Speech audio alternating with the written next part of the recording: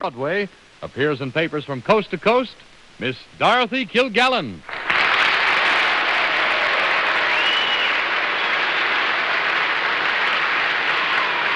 Thank you, ladies and gentlemen. And now I'd like to introduce the star of the Folie Bergère in Paris, the Café de Paris in London, a Macombo in Hollywood, and our dressing room here at the Mansfield Theater, Mr. Fred Allen.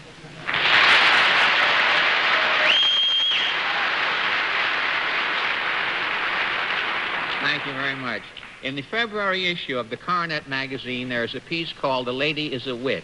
Now, if you read The Lady is a Wit, you will find that it is a profile of our other glamour panelist, and here she is now, I believe, Miss Arlene Francis.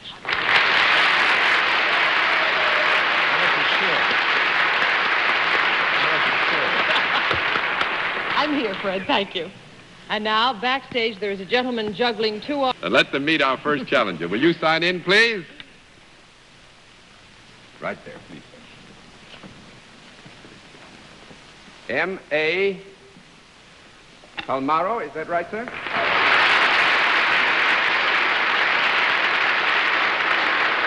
Palmaro, where are you from? I mean, will you live here in New York? In New York City? Yes, that's right. That's right. I didn't want to do that. Actually, I come from far away, but I kind of think of myself as a New Yorker now. You're a New Yorker now for time. Well, that's nice. The panel, I don't think then is entirely strange to you. Perhaps have seen them around the city, but they want to get a close look at you. So would you take a small for me, please, sir? Palmaro? Hello, Mr. Palmaro. How do you do, Mr. Palmaro? All right, Mr. Palmaro, over here, if you will, and sit down next to me. And I need to ask you if you're familiar with our scoring system. Do you know how we score this? Yes, I've been following this game many Sunday evenings. You have? Well, we'll flip a card just for that. Get started properly. That's a wonderful idea. But, panel, that's charged against the general fund. That's not charged against you all. It's in terms of points. I watch it, too, John. Do you really, Fred? How about another 5 for me?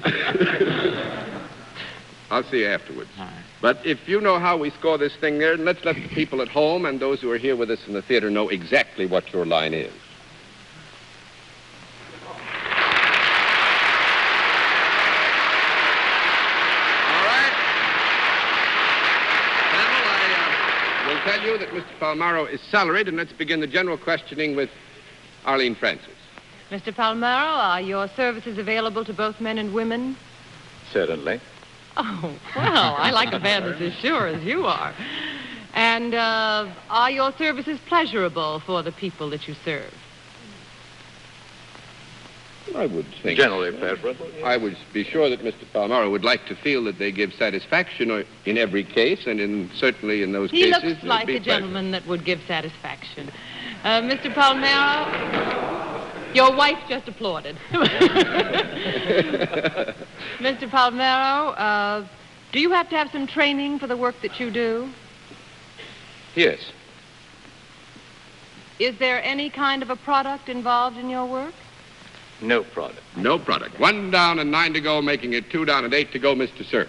Mr. Palmero, do you do your work here in New York City? Yes. Is does the work bring you in contact with people? Yes. Does it bring you in contact with any people that might be in the public eye? Certainly. But that is not necessarily a part of the reason they come. No, I mean... That would be incidental. It would happen in the routine of things, Bennett, basically. Do they come to you, Mr. Palmero? Yes, they do. Have you got any kind of a title, like doctor, or some special... You mean as a professional man? Yes. Are you doctor? Are you a professional man? What does he mean by that? Don't let's...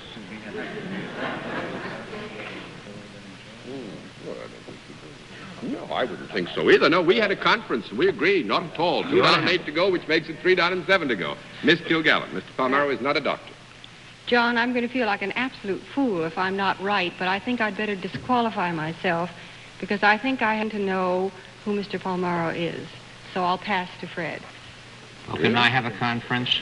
Miss Kilgallen feels that she has reason to know who you are. A bell just rang. A bell just rang?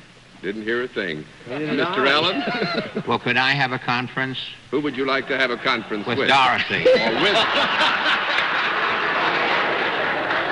And just before I get my grammar criticized, with whom would you like to have the conference, Mr. Allen? Miss Kilgallen, you can't have one. Right. Do you work for a profit-making organization? For what? A profit-making organization. No, sir. That's 4 down and 6 How to do go, you- Miss Francis. How do you survive? Do you work for any branch of the government? Yes. Do you work for the federal government? I would think this area of employment can get a little bit foggy on occasion. I would say that federal government would cover the general picture, wouldn't you? Yes. Mm-hmm. Do you work in an office? Yes.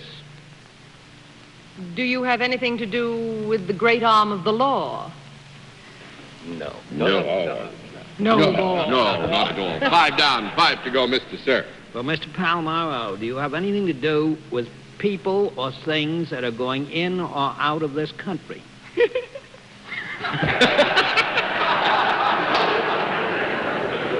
Mm-hmm. Yes. Would you have anything whatever to do with the passport office? Would you Or have the anything whatever passport to do or with the custom? passport office? You'd have something yes. to do with the passport office, yes. Are you the man who's in charge of giving passports to people in the United States? No, I don't. Well, now, wait a minute. Let's have a small conference.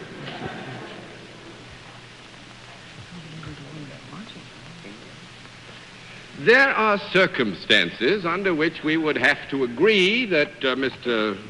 Palmaro would have the authority and the right and might issue a passport, yes. Would it be passports to both United States citizens and people born under foreign flags? Well, small conference, yes. Well, for goodness sake. No, it wasn't.